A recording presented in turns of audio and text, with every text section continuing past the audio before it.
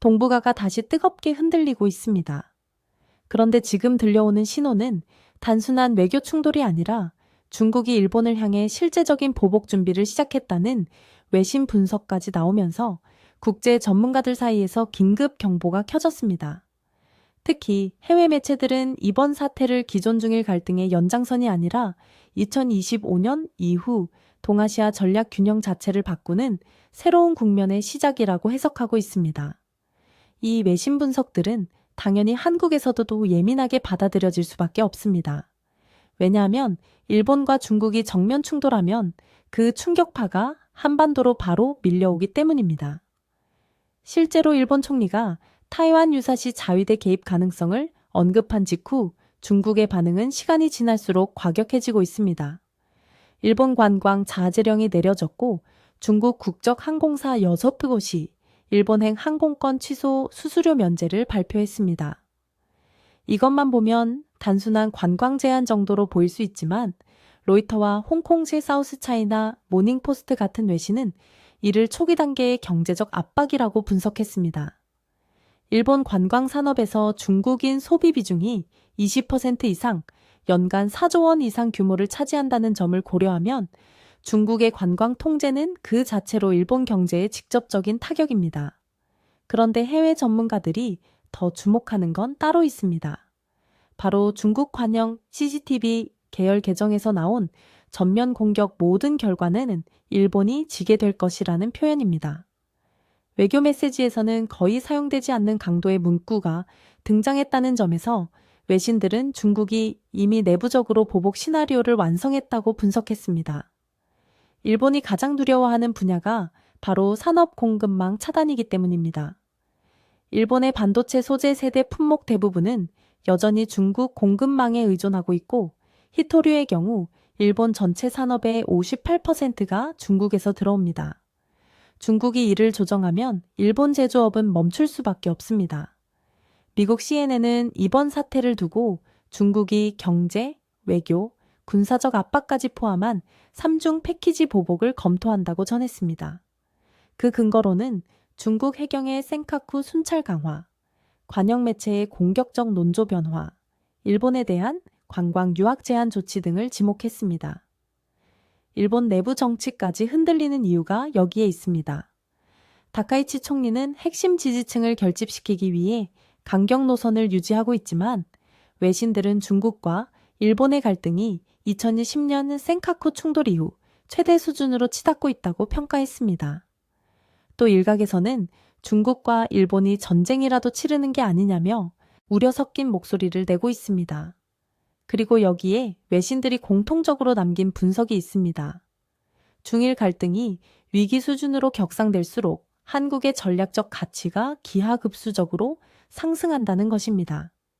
미국 싱크탱크 CSIS는 최근 보고서에서 한국을 동북아 전략 안정의 핵심 변수로 설명하며 최근 한미 정상회담에서 논의된 한국의 핵 추진 잠수함, 한미 동맹 현대화, 한국의 첨단 감시 체계 강화 등이 모두 이 지역 위기를 겨냥한 조치라고 평가했습니다.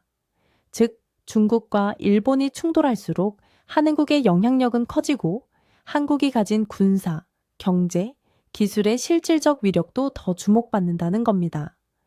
이것이 바로 오늘 서론에서 다루는 핵심 포인트입니다.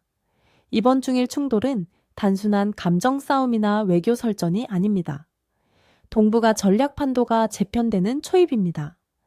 그리고 이 경랑의 중심에서 한국은 그 어느 때보다도 중요한 전략 국가로 구상하고 있습니다. 한국이 보유한 조선항공 반도체 군사력이 실제로 국제 균형에 어떤 의미를 갖는지 앞으로 상세히 분석해 보겠습니다. 이 흐름을 읽지 못하면 동북아의 미래를 볼 수 없습니다. 지금부터 본격적으로 들어갑니다. 지금 외신들이 가장 먼저 짚어내는 건 하나입니다.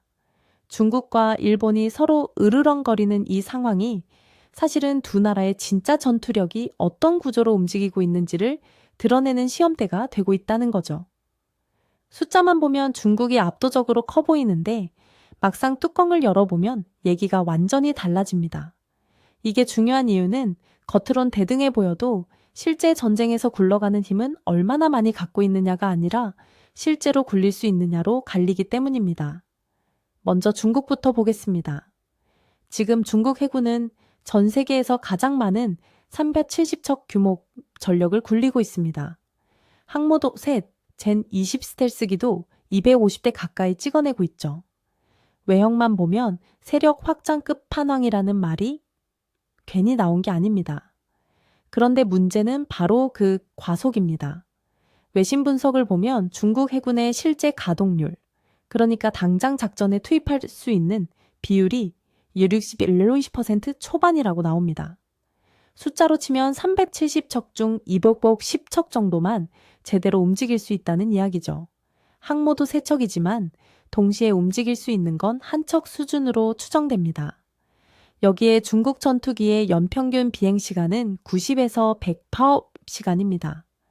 당연히 조종사 숙련도도 떨어지고 교전 경험도 얕을 수밖에 없죠. 외신 전문지에서 중국군을 두고 전력은 크지만 관리가 안 된다라고 설명한 이유도 여기에 있습니다. 반대로 일본은 전력 규모는 작지만 구성과 유지율이 굉장히 정교합니다. 해상자위대의 가동률은 85% 이상 40척 중 34척이 항상 작전 투입이 가능합니다. 전투기 조종사 비행시간도 아시아 최상위인 150에서 200시간 수준이죠. 특히 일본이 강점을 보이는 건 감시와 조기 경보 체계입니다. 이 세븐년 67, 이 2D 같은 조기 경보 통제기는 중국이 따라올 수 없는 수준의 정보를 실시간으로 뽑아냅니다. 그런데 일본도 약점이 있습니다. 기술은 뛰어나도 자립성이 떨어지죠. 핵심 무장은 대부분 미국이 통제하고 있고 미사일 개발도 제한을 받습니다. 중국이 장기 압박을 걸면 일본이 독자적 전략을 펼치기 어려운 구조라는 거죠. 이제 여기서 진짜 중요한 지점이 나옵니다. 바로 한국의 위치입니다. 외신들이 한국을 중일 갈등해 균형추로 본 이유가 아주 명확합니다. 한국은 중국처럼 거대한 숫자를 가진 건 아니지만 일본처럼 외부 의존도가 높은 것도 아닙니다. 한국은 전력을 구성하는 핵심 기술 대부분을 80에서 90% 수준으로 자립해버렸고 감시체계, 정밀타격, 잠수함 운영 능력이 동북아에서 가장 안정적으로 구축되어 있습니다. 실제로 한국의 지상, 해상, 공중 자산을 하나로 묶는 감시체계인 정찰위성 425, 탄도미사일 감시 레이더, 장거리 레이더가 완성되면서 외신들은 한국군을 동북에서 실시간 상황 정보를 가장 정확히 받아보는 국가라고 평가합니다. 단순히 보는 수준이 아닙니다. 보자마자 때릴 수 있는 능력까지 갖췄다는 뜻이죠. 한국이 가진 현무포는 사거리 800km 이상, 탄도 중량 2톤. 이건 일본에는 없는 전력입니다. 일본은 반경 능력 확보를 말하지만 실전 배치까지 최소에서 8년이 걸립니다.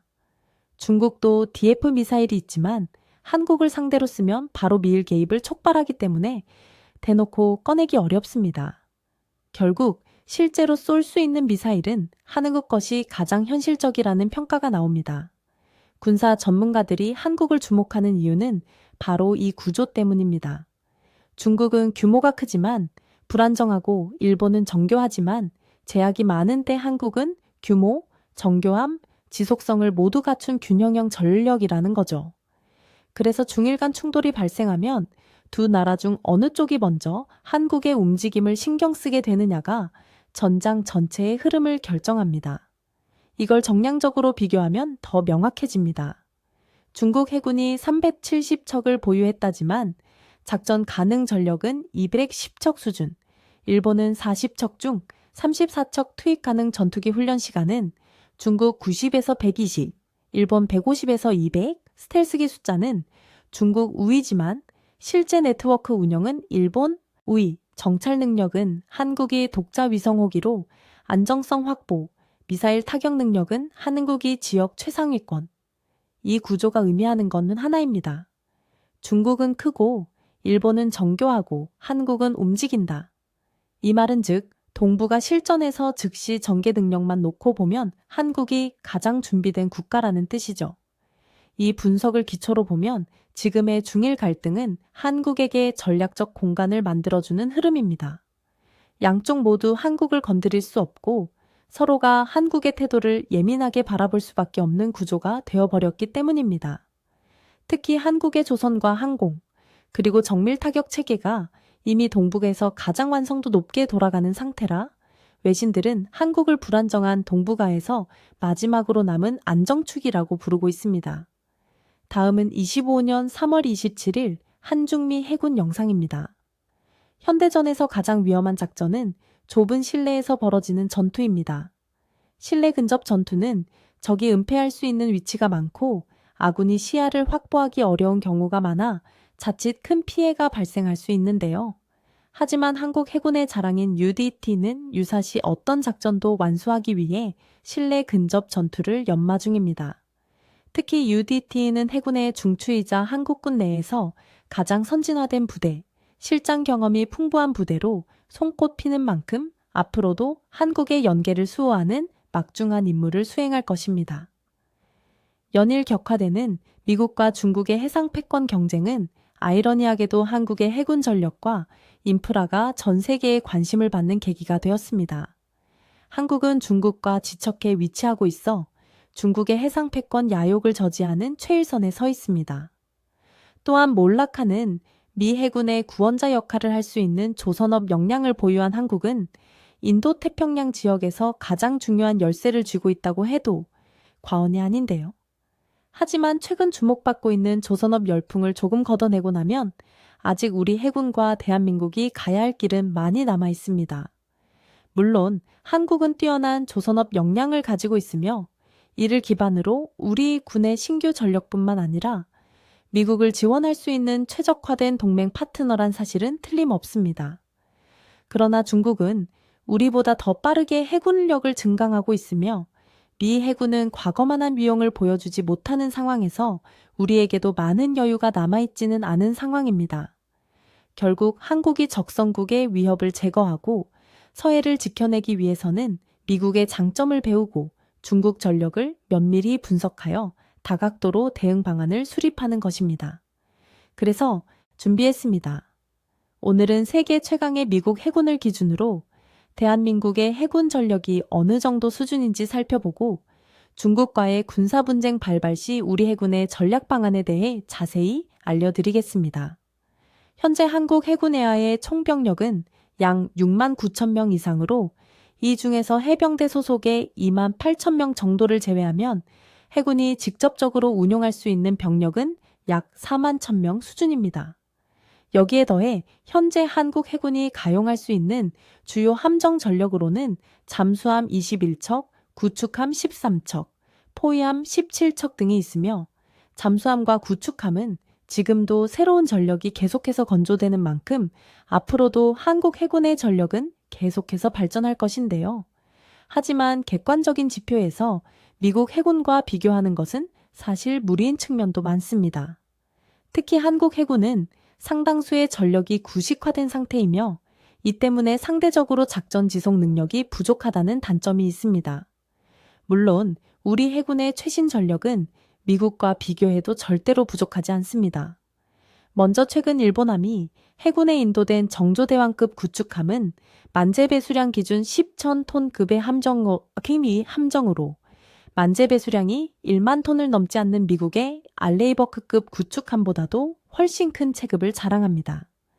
여기에 정조대왕급 구축함은 별도 8개의 수직발사관을 장착하고 있으며 해공대공 미사일을 비롯하여 홍상어장거리 대자머레, 해룡 함대지 미사일, 해성 투순항 미사일 등을 사용할 수 있는 전천후 함정입니다.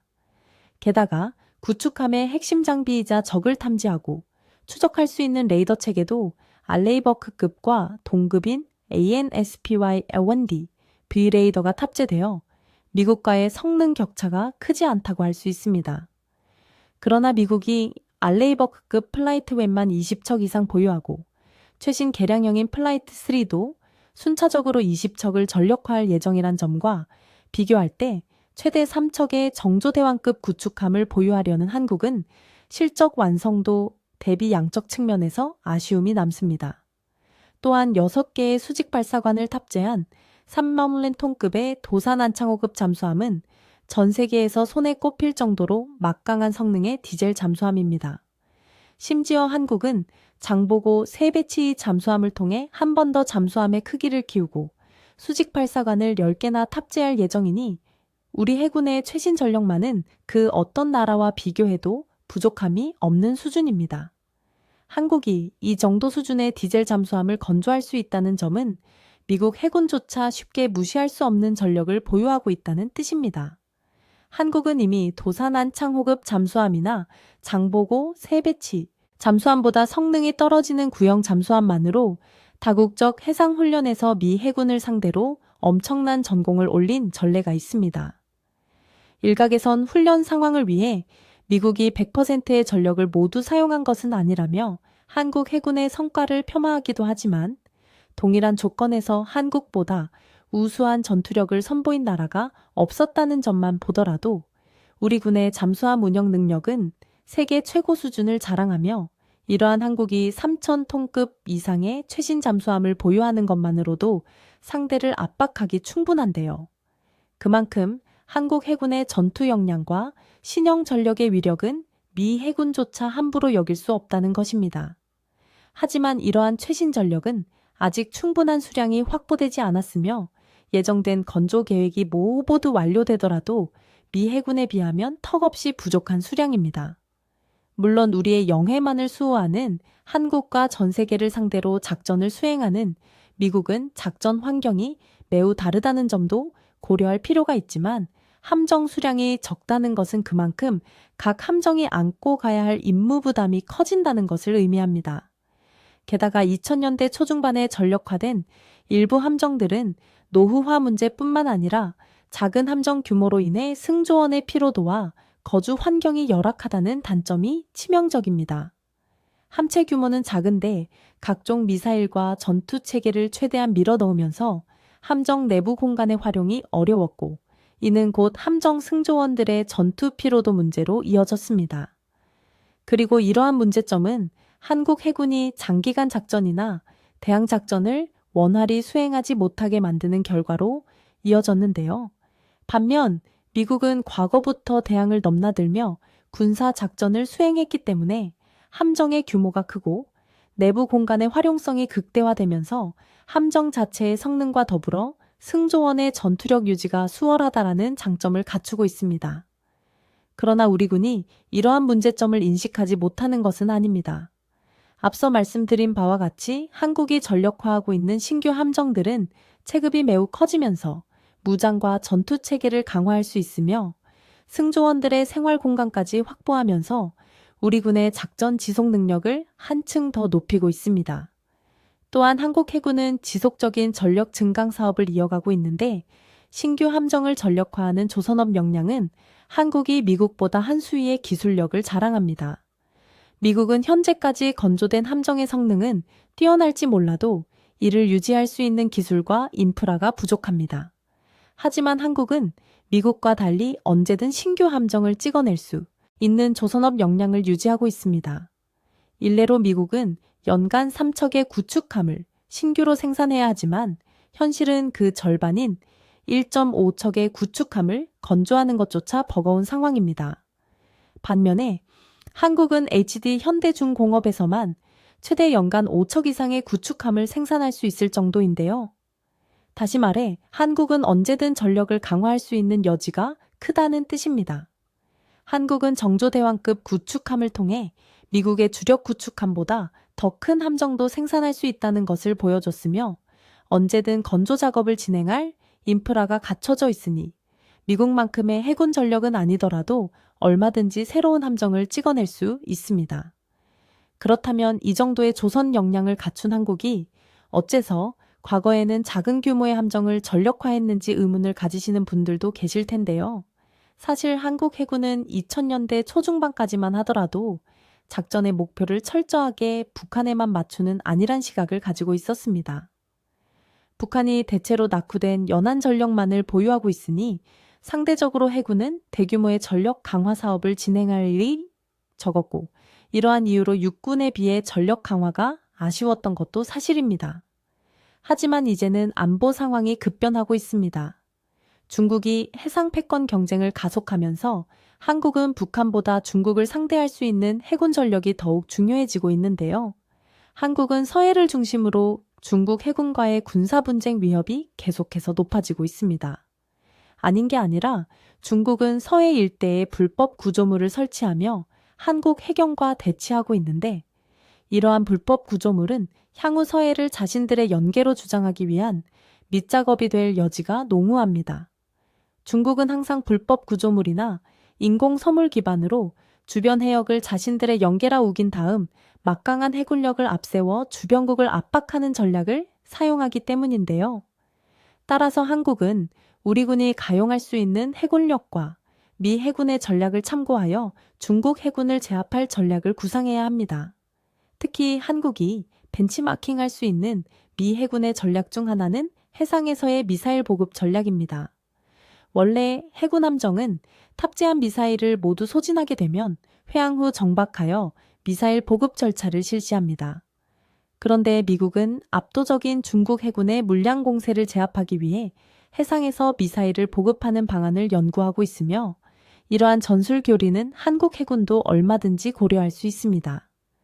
중국은 해상 민병대조차도 수십 척 이상의 선박을 동원할 수 있으며 마리조와 민병대지, 중국 정규군의 지원을 받아 주기적으로 정식 군사훈련까지 진행할 정도입니다. 따라서 이러한 중국 해군의 발호를 저지하기 위해서는 한국도 미국의 전술 교리를 참고하여 재보급 능력과 임무 효율을 고민해야 할 것입니다. 여기에 더해 한국은 잠수함 전력을 앞세워 중국 해군이 한국으로 접근하지 못하는 전략을 부사할 수 있으며, 이를 위해서는 도산 창호급 잠수함 못지않은 잠수함 전력을 추가로 확보해야 합니다. 한국의 서해에는 잠수함이 매복 공격을 수행하기 적합한 지형 특성을 가지고 있지만, 장보고급 잠수함과 손원 1급 잠수함은 함정의 체급 자체가 작고 노후화되어 중국의 주력 핵 잠수함을 상대할 정도는 아닌데요. 그렇기 때문에 한국은 후속 잠수함 사업을 통해 최신 잠수함을 더 많이 확보하고 노후 전력을 퇴역시킬 전략 방안이 중요한 것입니다.